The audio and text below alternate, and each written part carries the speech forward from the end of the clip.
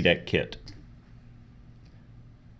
All you'll need for this project is your customer information sheet, masking tape, a sharp razor or a pair of scissors, a pen, a Sharpie marker, a straight edge, and your template material.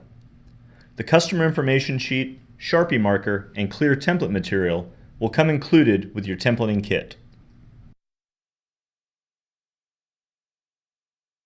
Since you'll be using your molded in non-skid pattern to create your templates, place your boat in a well-lit area and make sure the deck is clean and dry.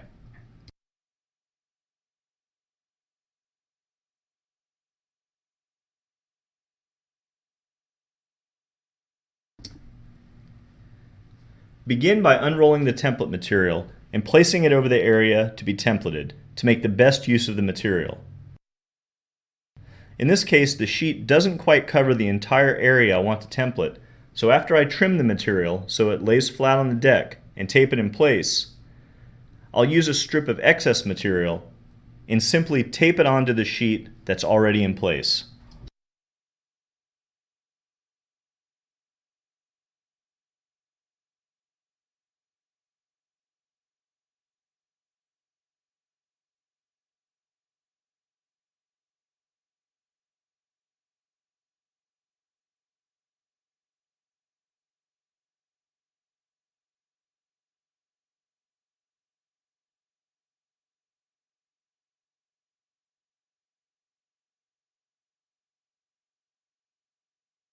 In this case, I've taped two pieces of template material together to make a larger piece.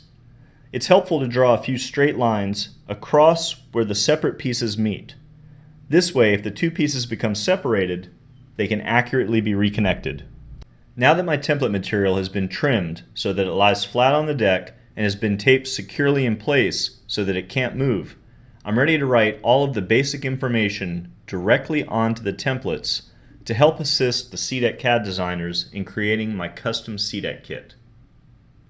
The items that are absolutely essential to be included on the top side of your template are your name, address, year, make, and model of your boat, bow, stern, port, and starboard orientation, a part number for each individual part, and notations of any hinges, latches, cleats, or cutouts that you might be templating around. If you'd like to have a faux teak pattern applied to your kit, please indicate which direction you would like the teak lines to run. Here I've indicated that I'd like them to run bow to stern.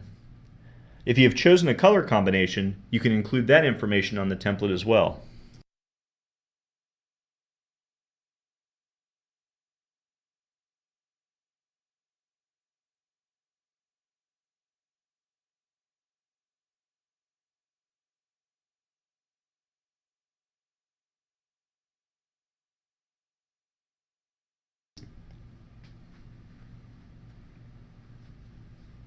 Now I'm ready to start tracing the non-skid pattern. Go slow and take your time. It's not necessary for every line to be razor straight or every radius to be perfect, but the better the template, the easier it is for us to make an accurately fitting part. That said, if there's some wiggles and wobbles in your straight lines, we'll be able to straighten those out for you without too much trouble. Once you finish your tracing, please do not cut your templates along or on top of the traced lines. It's very important that the entire line is visible on the template material because this is what we will actually be scanning once we receive your template.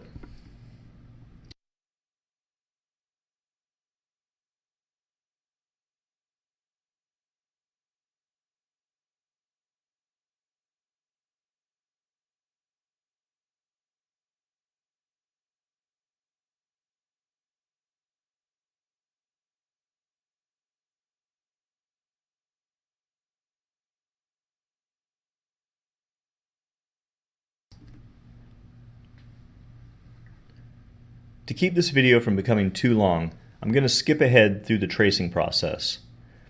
I'll also create a longer video showing more of the actual tracing. You'll be able to find both videos on our YouTube page or the DIY video section on our website.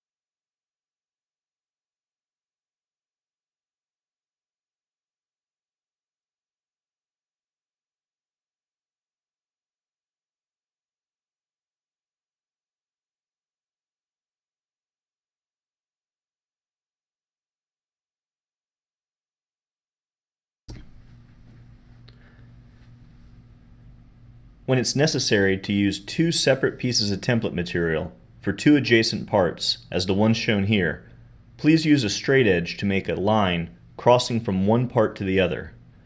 This will help us to achieve proper part-to-part orientation. This is especially important when we'll be applying a photique pattern to your pads. In this image, you'll notice that part number 2 has been templated as one solid continuous piece.